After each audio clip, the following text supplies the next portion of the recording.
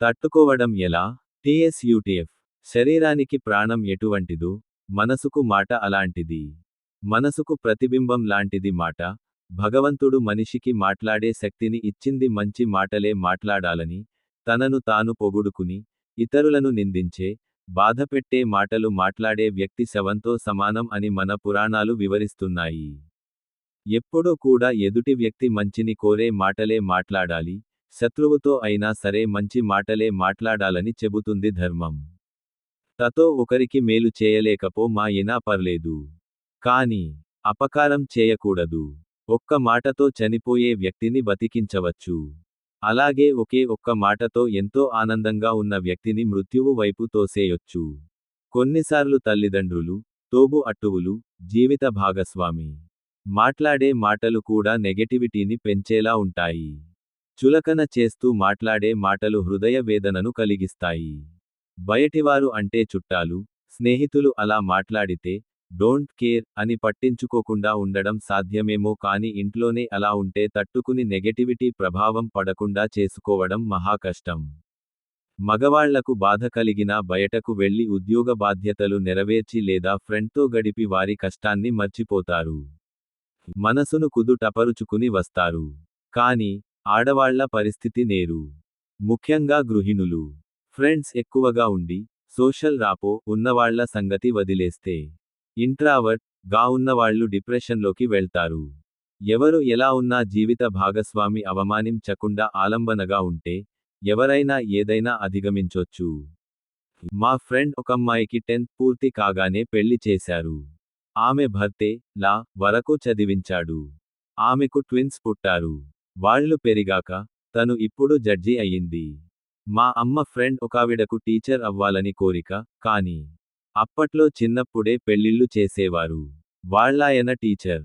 పిల్లలు పెరిగే కొద్దీ అవసరం పెరుగుతుంది అనే విషయానికి చెబుతూ తను ప్రైవేటుగా పరీక్షలు రాసి, టీచర్గా చేస్తానని అడిగితే, వద్దు అని ఒకసారి, నీకు రాదులే అని మరోసారి అని అడ్డువేశాడు.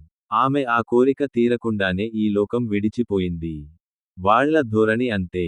ఎంతోమందికి కించపరిచే స్వభావం ఉంటుంది. అలాంటి వారి మాటకు విలువ ఎందుకు ఇవ్వాలి? అనే విషయానికి తర్కించుకోవాలి. వాళ్ళ మాటలో నిజం ఎంతో కూడా ఆలోచించుకోవాలి.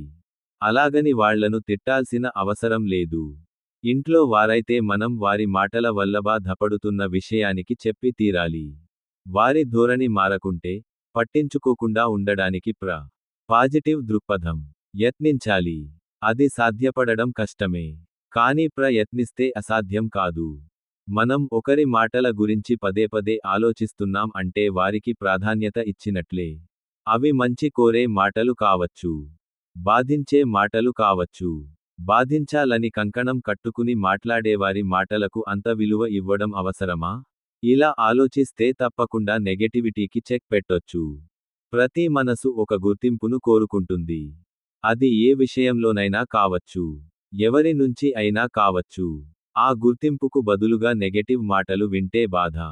అది పెరిగి డిప్రెషన్కు, స్వార్థం కావొచ్చు, అసూయ కావొచ్చు. నెగటివిటీ దృక్పథంతో మాట్లాడేవారు కోకొల్లలు.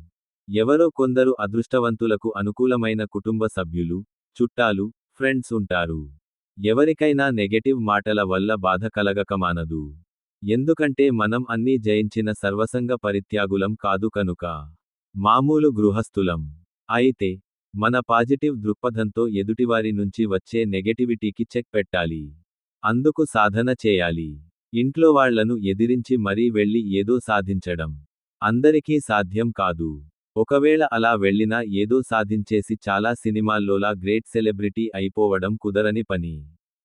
అయితే, ఇది తట్టుకోవడం ఎలాగంటే, మనం ఏ స్థితిలో ఉన్నామో ముందు ఆలోచించుకోవాలి.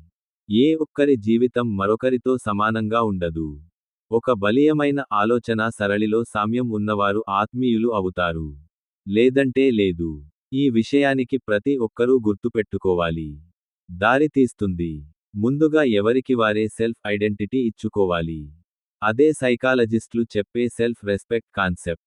ఎవరి మనసుకు వాళ్ళు పాజిటివ్ సజెషన్ ఇచ్చుకోవాలి. ప్రశాంతతను కలిగించే అంశాలు చదవొచ్చు, చూడొచ్చు. అక్కడ కూడా బాధ కలిగించే అంశాలు చూస్తే సమస్య మళ్ళీ మొదటికి వస్తుంది. నెగటివిటీని జయించవచ్చు. ఎప్పటికప్పుడు చేసే పనులు మారుస్తూ మనసును రిపేర్ చేసుకుంటూ పోవాలి. ఒక్క ముక్కలో చెప్పాలంటే, accept life as it is and try to make mind free to do as per situation. మన చుట్టూ ఉన్న మనుషులను పరిశీలించి, ఒక అంచనాకు రావాలి, వాళ్ళ మనస్తత్వాన్ని బట్టి ఎవరిని ఎంతలో ఉంచాలో అంతలో ఉంచాలి. పట్టించుకోకుండా ఉండాలి. ఒక సామెత వినే ఉంటారు. ఏనుగు వెళ్ళేటప్పుడు ఎన్ని కుక్కలు మొరగవు అని. ఎన్ని కుక్కలు మొరుగుతూ వస్తున్నా, అది బలమైన జంతువు అయి ఉండి కూడా పట్టించుకోకుండా తన మానాన తను వెళుతుంది ఏనుగు. అందరితో ఉంటూనే, ఆనందంగా పలకరిస్తూనే, మన మనసు మన నుంచి విడిపోకుండా చూసుకోవాలి. మనసును విడగొట్టి, అవతలి వారి మాటలు, చేష్టల చుట్టూ తిప్పకూడదు. అప్పుడు నెగటివిటీని తప్పకుండా జయించవచ్చు. పాజిటివ్నెస్ పెంచుకోవచ్చు. అది ఇతరులకు పంచవచ్చు. మన చుట్టూ పాజిటివ్ ఆరా ఉంటే ఎవరూ ఏమీ చేయలేరు. సర్వేజనా సుఖినో భవంతు.